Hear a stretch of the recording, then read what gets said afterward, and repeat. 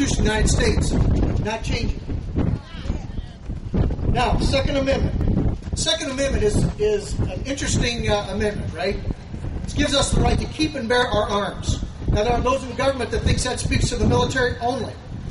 But if you read some of the things that our founding fathers said, men like John Adams, James Madison, and even George Washington, the father of our country, it becomes very clear that they wanted to protect the citizens from a government that might oppress them. A recent poll said that 75% of Americans believe that we have the right to keep our guns. We should keep our guns. Is Washington listening? No, they're not. They need to listen. They need to hear. They do what Australia did. They took all their guns out of them. Now people can't defend themselves against their country. That's right. Now, let's look at some things that have happened just in the last 6 months. Short period of time. 6 months, folks. The government gave a $700 billion bailout to the banking mortgage industry with no strings and no plan. Here you go, guys. Here's a bunch of money. Go spend it, which they did. Now, there's some institutions that want to repay that money, but our government says, we don't think you're ready. Once again, government interference in the private enterprise. Private enterprise made us strong, made us who we are. We need to maintain that and not let our government move into that. Then they said, we need a Secretary of the Treasury who can handle this. So they found a guy who was supposed to be the sharpest crane in the box, the only guy in the country that could do this. And they appointed him as Secretary of Treasury. Then we find out that the guy's a tax cheat. A tax cheat. And you know what happened? People on both sides of the aisle said, you know what? It's just a little mistake. It's not a big deal. We can let him go on. But what would happen if any one of us had a problem with our taxes? Where would we be today? But no, they said this guy's okay. They put him in office, and on top of that, guess who's in charge of the IRS? Does it take one to know one? Maybe that was their idea. Now, here's another one for you. Congress had to vote on a $550 billion tax bill or our government would collapse. All these guys jumped up and down, went through hoops, and they passed this bill without reading it. They had no idea what was in it. It was 1,100 pages long. They didn't read it, but they passed it. But our president thought it was such an important thing, he went on a vacation, and it sat on his desk for 5 days before he signed it into law. Priorities, folks. What are the priorities? It's not bowing to a Saudi king, is it? The government is spending trillions of dollars that we borrowed from, of all places, China. Communist China. What in the world are we doing? Why did we have to do that? We need to find out and fix it. Telling America to forget about America. Time to stop it. They're trying to take away your wealth and redistribute it to others. What that's called? Socialism. That's right. We don't need socialism. This isn't a socialistic country. They're trying to implement government control over health care. You think health care is expensive now? Just wait till it's free. They want to take away the right to secret ballot. They refuse to stop the flow of illegal immigration. And by the way, the Speaker of the House, when she was meeting with a group of them in California, illegal aliens that is, called them patriotic. Another indication of how out of touch Washington is. Lawbreakers. That's exactly right. They want to force doctors and other medical workers to perform abortions against their will. There was an executive order signed to use U.S. tax dollars not only for abortions here in the United States, but around the world. They're trying to impose a carbon tax on electricity, gas, and home fuel bills. You know what that'll do to us? Your bills are going to skyrocket.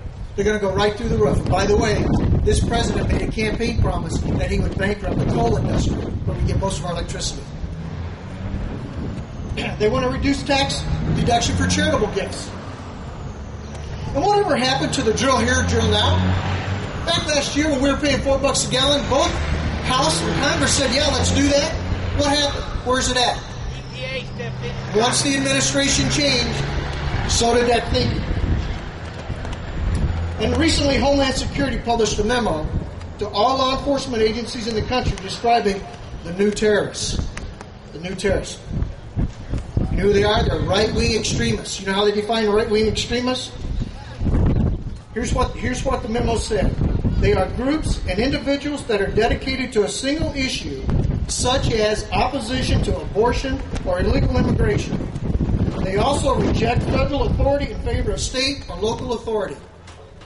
I'm an extremist, folks. Count me in. There I am. I'm right there, right in the front. Maybe they were too busy worrying about us right-wing extremists to pay any attention to what was really happening here in this country. Not too long ago, a head of an American Muslim group killed his wife in New York. Did you hear anything about it? Yeah. About 3 days worth on the media, and then it was gone. Now, they were too busy worrying about that other part of the right-wing extremist terrorists called veterans. Yes, that's part of her memo, too. Watch out for the veterans coming home because we're not sure if they're wound tight.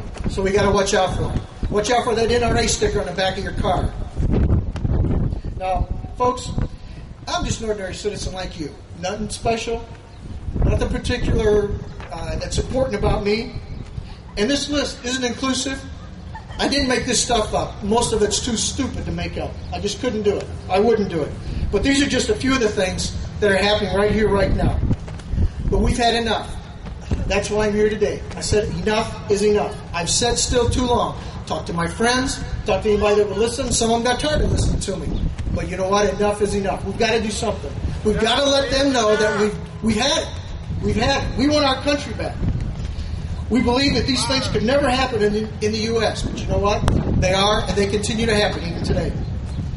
Now, I'm going to give you a couple examples here of some things that nobody thought would happen. You realize that Mussolini, when he was taking over Italy, one of the first things he did was take over the banking industry? What's happening in the U.S. today? Hitler, one of the first things he did was set up a gun registry to confiscate all the weapons. After he had them all, he declared himself leader for life. Now, I'm certainly not saying those things are going to happen here, but here's my point. The people in Italy and Germany said back and said that can't happen here. Surely it won't happen. And guess what it did? We can't let that happen to us. We just can't sit back and say it can't happen here because, folks, it can. Look what's happened the last 93 days. Look at Australia. So you ask, what can we do? Well, we need to send a message to Washington, and that's what we're here for today. And here are a couple other suggestions. Call, write, or email your representatives. Let them know how you feel. If you signed the sheet here today, we'll be glad to get that information to you. The other thing that we'll do is try and keep you updated on things that are happening as they come along. Continue to attend rallies like this. We got to let our politicians know what we want, what we say. They need to hear from you. If they don't hear from you, they don't know. They can't know. They're busy with lots of other things. Cleo can attest to that. She needs to hear from you. They need to know. You need to tell others what you learned. You need to go and learn. Don't depend on one or two TV stations, one or two different pieces of media. Look for yourself. Search.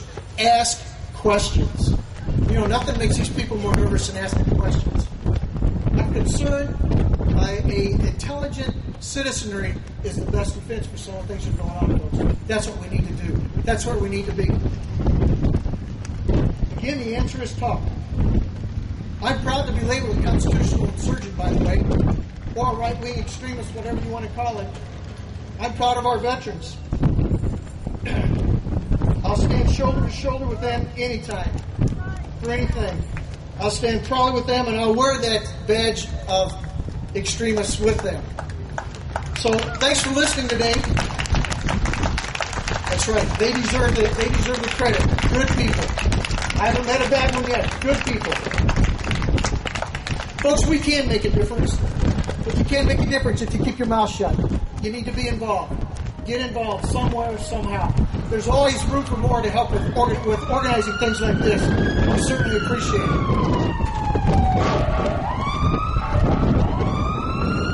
So again, we can make a difference, and I just have one more thing to say. God bless America, and God bless all of you. Thank you. Now we have a very important speaker coming up next. Somebody who's come from quite a distance to be here with us today. Somebody who means a lot to each and every one of us. One of the greatest presidents that we've ever had in this nation. He's a little taller than me, but that's okay. He's wearing black today, so he's really got to be hot.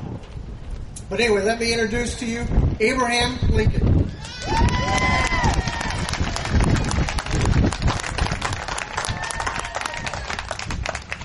Good afternoon, folks. I'm delighted to be here.